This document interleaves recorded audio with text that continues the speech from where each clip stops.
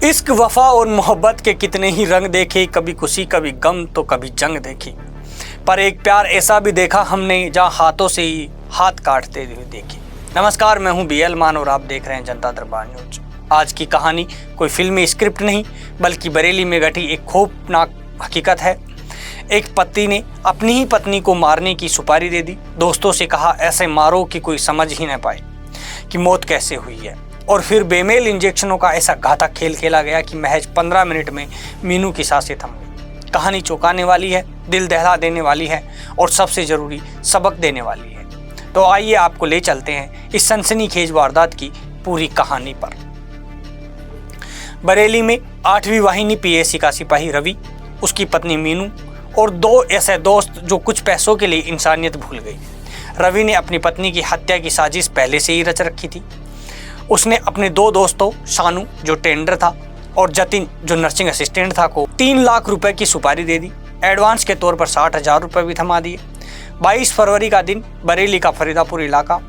रवि अपनी पत्नी मीनू को कार में बैठाकर प्लॉट दिखाने के लिए ले गया।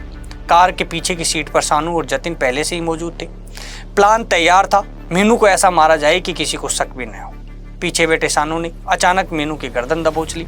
इससे पहले कि वो कुछ समझ पाती, उसकी गर्दन पर ताबड़तोड़ 7 इंजेक्शन लगा दिए। ये 7 इंजेक्शन कौन कौन से थे?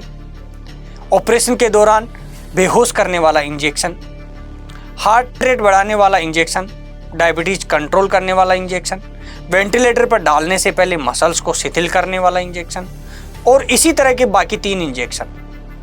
ये सब इंजेक्शन जो अलग अलग बीमारियों में दिए जाते हैं, जब एक साथ किसी स्वस्थ व्यक्ति को दिए गए तो शरीर ने 15 मिनट में ही जवाब दे दी। मीनू का शरीर शिथिल पड़ गया, सांसें थम गई। मीनू की हत्या के बाद रवि ने अपना खेल खेला।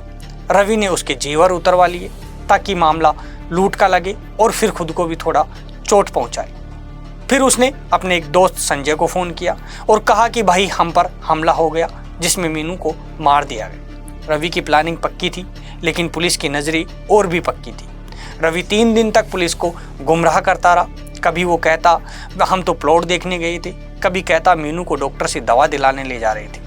लेकिन पुलिस ने जब कॉल डिटेल्स खंगाली और शानू को उठा लिया तो पूरा खेल खुल गया। पुलिस की एक चाल और रवि के झूठ के परखच्चे उड़ गई। रवि से जब सख्ती से पूछताछ हुई तो उसके तेवर ढीले पड़ गए और वो रोने लगा, हाथ जोड़ने लगा, लेकिन पुलिस ने उसे गिरफ्तार कर लिया। इस हत्याकांड में रवि, शानू और जतिन तीनों को जेल भेज दिया गया। थाना बिथरी चैनपुर के अंतर्गत फरीदापुर चौक के पास एक PAC का सिपाही था, रवि जिसका नाम था।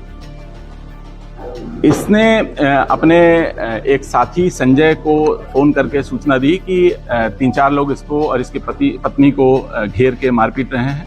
ये कार से था। इस सूचना पर जो इसके साथी हैं वहाँ पहुँचते हैं और इन्होंने अपने सीनियर अधिकारियों को सूचना दी। अधिकारियों के माध्यम से पुलिस को सूचना मिली। पुलिस मौके पे पहुँचती है तो मौके पे जो इनका वर्जन था उससे कुछ विपरीत तथ्य संज्ञान में आते हैं। और जब डॉक्टर से बात करते हैं तो डॉक्टर ने पत्नी को ब्रॉड डेड बताया कि वो मृत्यु हो जाने की अवस्था में अस्पताल लाई गई थी, और जो पति एडमिट था उसके भी वाइटल्स सारे नॉर्मल थे, लेकिन वो बात नहीं कर रहा था, जिससे पुलिस को संदेह हुआ। फिर पुलिस ने इसमें गहराई से छानबीन की, परिजनों से वार्ता की, तो परिजनों ने उसी पति को नामजद करते हुए, जो मृतका है उसके पति को नामजद करते हुए मृतका के पिता ने एक तहरीर दी और हत्या का मुकदमा दर्ज कराया, कुछ अज्ञात सहयोगियों को नामित करते हुए और अपने दामाद को नामित करते हुए। इस मुकदमे को दर्ज कर पुलिस ने जब गहनता से विवेचना प्रारंभ की तो कई चरण की पूछताछ के बाद 2 साथी अभियुक्तों के नाम और प्रकाश में आए, जिनका नाम शानू और जतिन है। शानू एक डेंटर का काम करता है जो रवि के कार में डेंटिंग का काम कर चुका था, जिससे रवि उसके नज़दीक आ गया था। और शानू ने रवि को एक अन्य अभियुक्त जिसका नाम जतिन है उससे मुलाकात कराई। जतिन एक प्राइवेट एम्बुलेंस में मेडिकल असिस्टेंट का कार्य करता था और कोई उसके पास प्रोफेशनल डिग्री नहीं है, लेकिन उसको मेडिकल की पूरी जानकारी है और इंजेक्शंस की जानकारी है। उसने इसकी मदद की और कुछ इंजेक्शंस, 3 प्रकार के इंजेक्शंस बताए हैं। कुल 65 मिलीलीटर इंजेक्शन 7 सिरिंज में भर के, और प्लानिंग के तहत इन्होंने प्लाट दिखाने के बहाने उस गाड़ी में बैठकर पीछे से, और शानू ने हाथ पकड़कर और जतिन ने वो 7 इंजेक्शन उसके गले, मृतका के गले और गले के आसपास इंजेक्ट करके उसकी जान ले ली। और बाद में पुलिस को भरमाने के लिए उसके कुछ जेवर, जो 2 कुंडल, 2 बाली और 1 मंगलसूत्र है, उतार के और ये दिखाने का प्रयास किया कि ये लूट का प्रयास था, लूट की घटना कारित हुई है। लेकिन जब पुलिस ने इसमें समग्र विवेचना की तो ये इनका षड्यंत्र उजागर हुआ और आज इन तीनों को पर्याप्त सबूतों के साथ माननीय न्यायालय की अभिरक्षा में भेजा जा रहा है।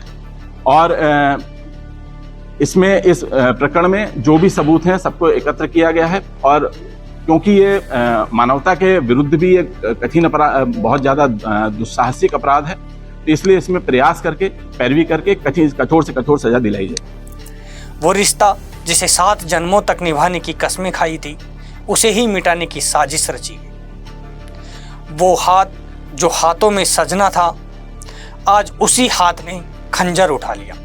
इश्क, शादी, भरोसा ये सिर्फ शब्द नहीं, जिंदगी के रिश्ते हैं। पर जब रिश्तों में लालच और वहशत घुल जाती है तो अंजाम ऐसा ही होता है। बरेली की ये घटना बताती है कि रिश्ते खून से नहीं, भरोसे से चलते हैं। जब भरोसा टूट जाता है तो परिवार उजड़ते हैं। प्यार, शादी, भरोसा ये सिर्फ शब्द नहीं, ये जिंदगी के वो रिश्ते हैं जिनकी नींव पर समाज खड़ा होता है। लेकिन जब लालच, शक और वहशत इनमें जगह बना लेते हैं तो अंजाम ऐसा ही खौफनाक होता है।